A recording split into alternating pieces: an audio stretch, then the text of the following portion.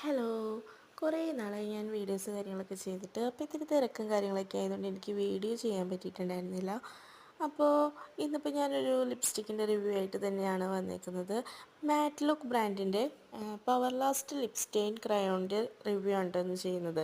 പേര് പോലെ തന്നെ ക്രയോൺ ടൈപ്പ് ലിപ്സ്റ്റിക്കാണ് ഈ ഒരു ലിപ്സ്റ്റിക്ക്. ഞാൻ കൂടുതലും ഇങ്ങനത്തെ ഒരു റെഡ് കളറൊന്നും അധികം ചൂസ് ചെയ്യാത്ത ഒരാളാണ്. എനിക്ക് തന്നെ റെഡ് കളർ ഇട്ട് കഴിയുമ്പോൾ അത്ര ഭംഗി തോന്നാറില്ല കേട്ടോ.